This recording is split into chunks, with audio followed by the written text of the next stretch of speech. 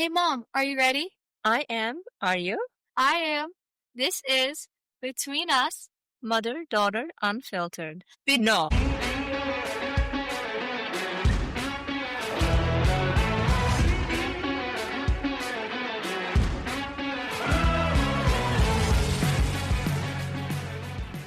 Welcome to Between Us, Mother, Daughter, Unfiltered. I'm Zeynep. I'm Tara Khaleesi. And before we get into today's episode, we wanted to give you a huge thank you for all of the love, support, and especially all the downloads. I didn't even realize how big of a deal this was. I thought listens were what mattered, but apparently downloads are what actually count. And because of those downloads, our debut episode landed in the top 10% of all podcasts worldwide. In 1 week. When I finally understood what the number meant, I was literally dancing on our table. It was like she was back in college. But seriously, thanks guys. We truly couldn't have asked for a better start. Thanks for listening, your feedbacks, comments, DMs. We were so pleasantly overwhelmed. And today we're going to be talking about how to trick your brain, green versus red flags in friendships, the Gen Alpha word of the week, clock it, our Halloween tradition, and our surprise giveaway. So let's get started. Before we get into it though, we need to clear something up because I heard some of you thought when I said I'm a survivor, it meant I was a refugee. A bunch of my friends came up to me who listen and they're like, wait, so your mom's an immigrant survivor? Like, no, immigrant, survivor, not that kind of survivor. I love how your brains work, but let's unpack that real quick because we always want to stay truthful and factful. When I say I'm a survivor, I mean I've been through really hard personal experiences that I don't wish on anybody, and things that tested my strength, confidence, boundaries in life. So for me, that includes surviving an abusive relationship when I was younger. I share that not for sympathy, but because it shaped how I became this woman that I am today. Also, once I decided to become a mom, it shaped how I raised Tara Khaleesi and why I talk so much about red flags, emotional safety.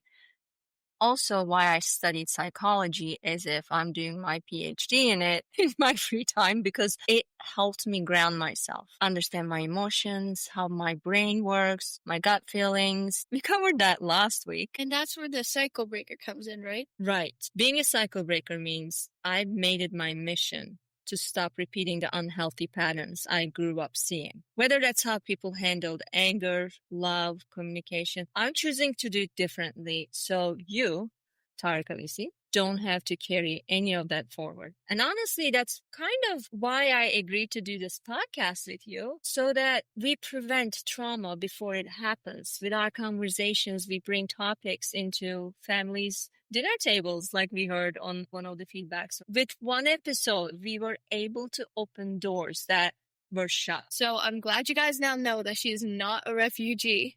No, I'm not. And now we can get into our episode. Let's do it. Trick your brain. That was something to teach Tara this past spring. Sometimes the hardest part of growth isn't just knowing what to do, it's convincing yourself to do it. Today we're going to talk about how to trick your brain into choosing what's good for you, even when you don't feel like it. And we're going to give you a real life example from last spring when I almost broke my promise to my violin. When Tara Khaleesi started her new school in Tampa for her middle school years, she made a commitment to play violin in orchestra. And to be clear, this was her own choice, wouldn't you say? Yeah. You know, she knows how to play piano and she was really drawn to violin. Both of my grandfathers played it. It made me feel close to home. But as time passed, violin was getting harder. And just to clear, violin is not easy at all. Violin takes discipline, practice, and patience. And I don't have a lot of patience, like your mother. You guys are probably thinking, well, she just doesn't want to practice. She's probably just sitting around. I am not. Especially during springtime was when my school had its finals and I didn't have time to practice. I'm going to stop you right there. What's rule number 4 and rule number 5? Give it your all and own it. I remembered it this time. Yes, you know. Own it like a boss. Don't do that so cringe face either. Anyways, then came the twist. It wasn't just violin, guys. It was also about somebody's favorite teacher ever happens to be the director of the choir at school. And guess where most of her friends are? Choir. Yep, choir. And for her English Lit final essay, Tara Khaleesi writes this persuasive essay on why she should be allowed to leave orchestra for choir. It was a very good essay. It was. She got 95 out of 100. And like any normal mom would do, you wrote a counter argument, persuasive essay back. Okay. Like, who does that? Your like, mother. Just take it. So, in the end, of course, Tara Khaleesi stayed in orchestra. Yes, but a lot changed since then. And that's where the idea came from, trick your brain. That's when I sat down with her and said, we all have two voices inside of us. One wants to take shortcuts and the other one wants to finish what we started. So we're going to give those voices names. For you, honey, the strong, grounded part of you, the one that shows up to practice, studies hard, and does what's right is Khaleesi. The queen. And the rebellious voice that says, I don't feel like doing it. I'd rather be dancing or taking a nap. That we're going to name Daenerys. We'll call her Dany. Mm-hmm. Dany is the one who wants me to procrastinate and not do anything. And for me, it's the same. There's Nihan, my legal first name that I never use. That's the part of me that wants to stay in my comfort zone or talk myself out of something that's good for me. And then there's Zeynep, the version of me that shows up, stays disciplined, and plays the long game, right? When I catch myself slipping, I literally tell myself, nice try, Nihan. I know it sounds cringy. Can you say cringy? It's cringe, weird, but like it actually works. I've picked up the violin a few times in practice without my parents telling me to because I'm like, I'm going to ace this. So it actually does work. My Khaleesi and your Zeynep is also our motivation. Yes. Like, and that's all basically anybody wants. Motivation, motivation, motivation. And since last spring, you can actually say, Dany, Khaleesi's got this. Yes. But it takes practice, guys. It doesn't happen overnight. It's literally training your brain to externalize the lazy, avoidant voice by giving it a name and then choosing who you're listening to. This is an exact cognitive behavioral technique called name it to tame it that athletes and Navy SEALs use. They know to externalize the lazy part and give it a name, and then it's easier to choose who you're listening to. This segment we built around Trick Your Brain is basically about that. I have an idea to make that challenge for you guys this week. Name your mischievous side of your brain. And tell us. We would love to know. Great idea. Make it fun.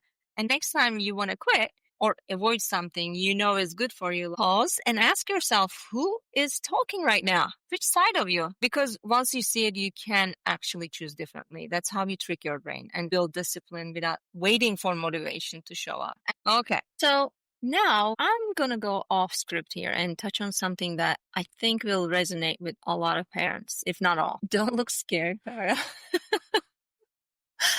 Here it goes. When we were just talking about owning it, what did I say that was cringe?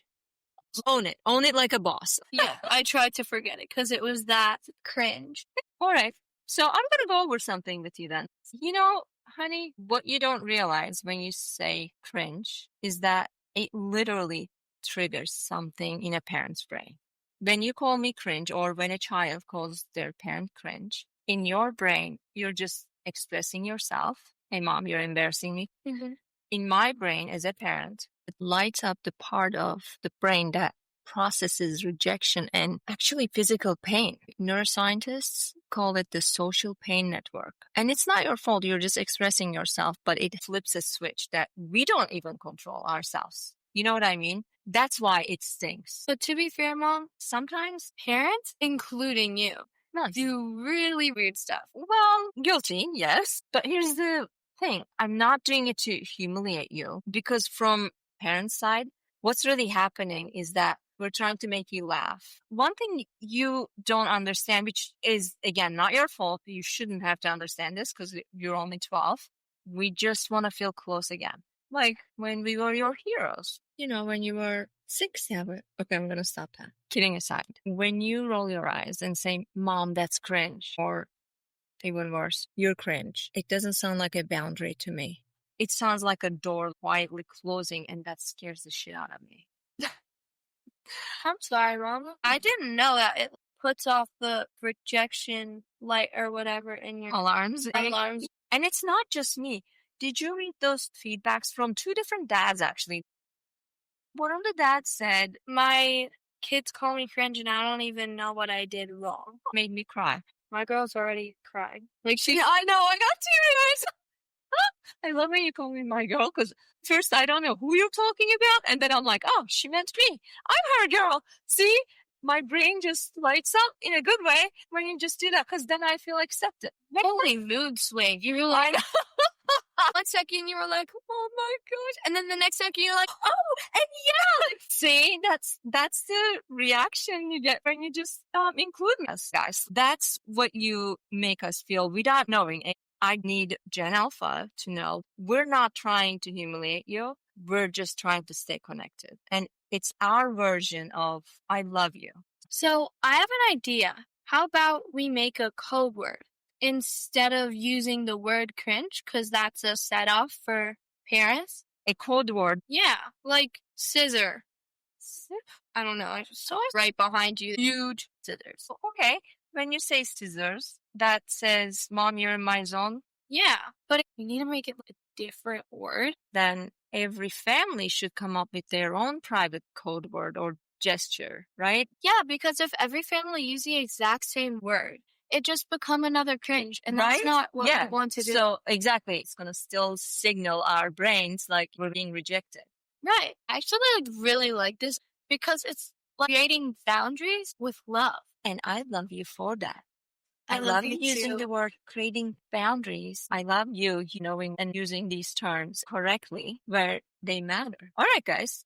That's what we're going to do. Our challenge for you is to come up with your own family signal or word, whatever feels natural to you. Right. Or whatever makes you laugh. And whatever helps you say stop without hurting each other's feelings. 100%.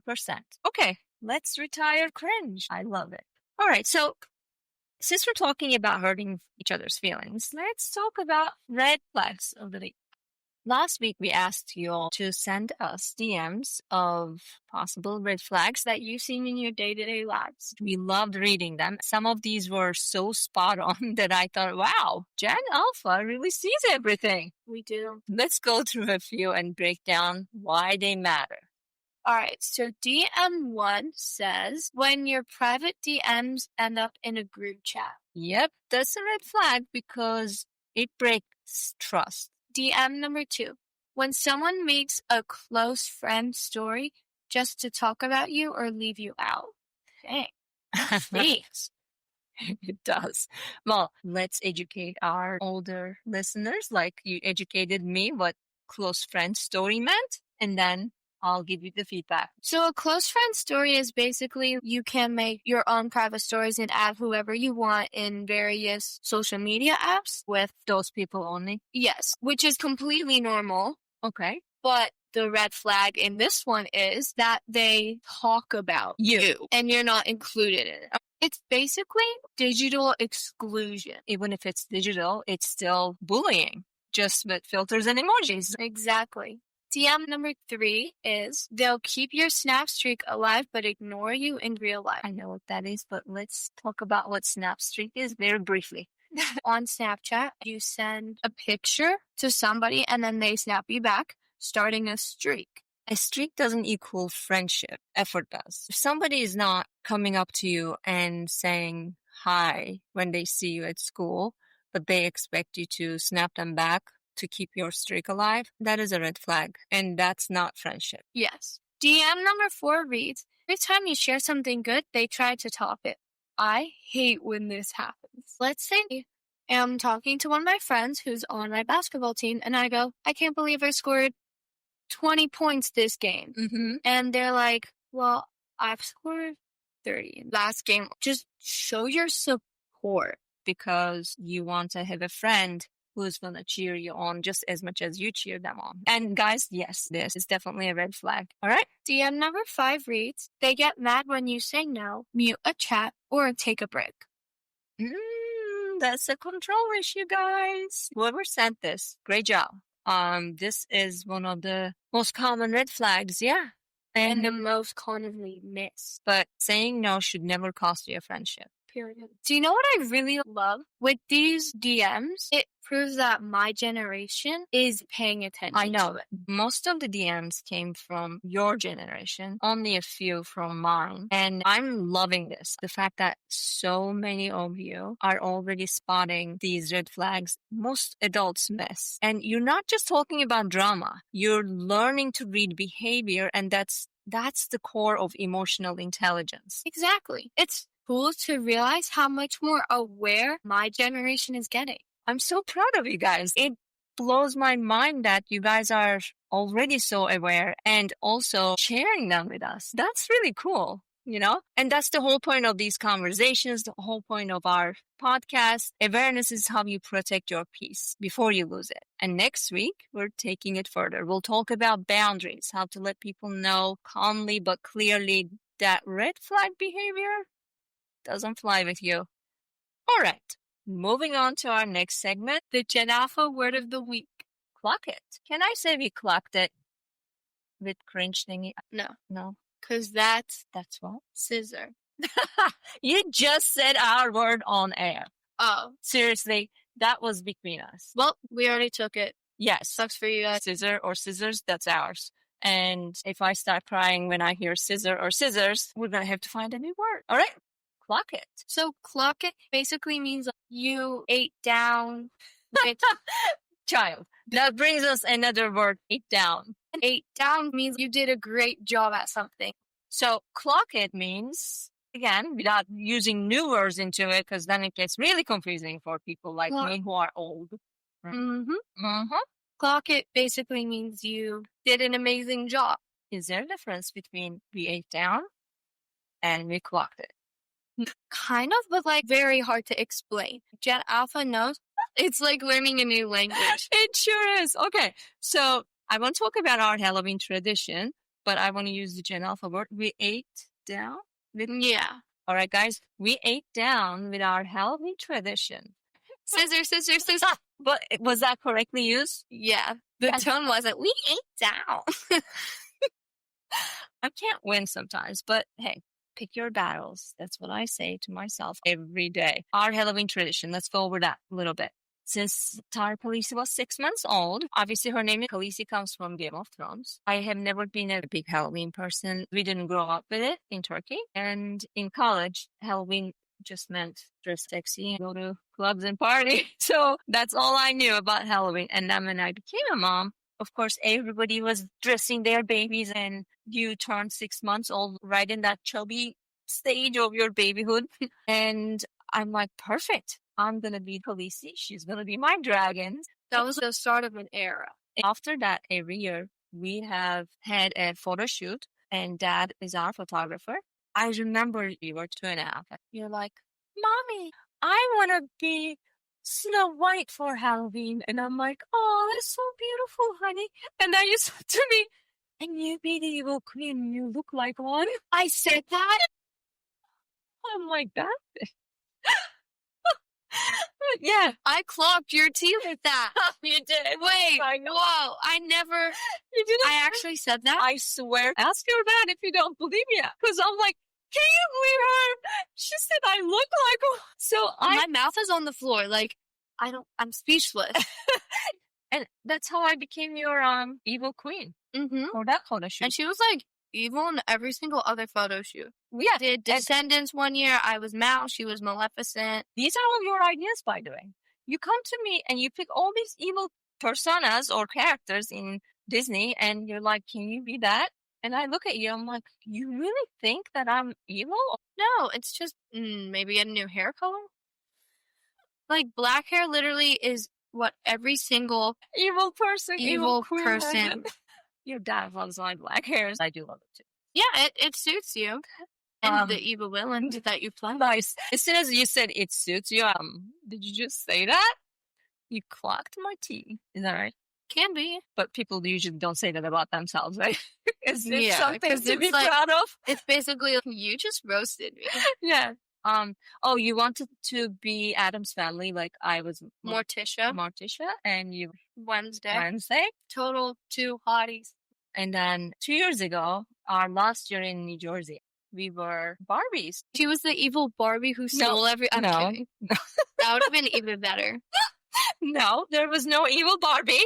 No, I was the brunette Barbie though. That photo shoot was one of my favorites. We were in these huge puffy ball gowns, and when we were done with the photo shoot, I had the idea to jump in our pool. We both almost drowned. The dresses went over our heads. There's a bunch of layers, the tools. It went over us. Mom was sinking. Meanwhile, I'm fully in the water. The final piece was stuck under my chin, and my hands were stuck down. Like a frog. Yeah, my hands are like going in a circle, so my hands are caught. The funny thing is, we have a video of that. We do. I have to. Dad has no idea. Dad is like, yeah, you guys are doing great. Tara, why is she sinking? You had an excuse. You were 10 years old. Here's me, 44-year-old woman. I don't have not being smart excuse there, honey. It was just total failure on my end. But now I know better. When you have a gown, do not jump in the pool, right? Yeah. Okay. Unless there's no unless. There is no unless. There is no unless. So back to our point being Halloween. This Halloween, we decided to do something that is related to our podcast. And we're not going to tell you what it is. It's on you guys to figure out. And we might even have a little Easter egg in this episode. Or maybe it's in a post. Maybe if you download our stuff, something will pop up. Nice. Good one. You have to be a follower on Instagram or TikTok and have both of our episodes downloaded. Amen. The first 3 people who guess correctly will win a small gift from us. And yes, we will ship them if you're out of town. We're on Instagram, we're on TikTok under the same name. BetweenUs_Unfiltered. Well, this is going to be fun. So much fun. Okay. Before we wrap up today's episode, let's briefly talk about what a green flag in a friendship really looks like. Because knowing the red flags isn't enough if we don't also know what healthy looks like, right? Exactly. A green flag friend is somebody who doesn't need an audience to be kind. Yes. They love you and support you consistently, whether you're winning or losing. They keep your secrets safe and never use them against you. And most importantly, they have your back when you're not in the room. When life blesses you with friends like that, hold on to them because they become your forever friends and chosen families. Shout out to all of our friends with green flags, our forever friends, and chosen families. We love you. We love you. And that wraps up our season 1, episode 2. This is Between Us. Mother-daughter unfiltered. We can't wait to be back for episode 3. Until then, stay unfiltered. And this is how you clock it with an episode. Ma! We ain't down. No, scissor!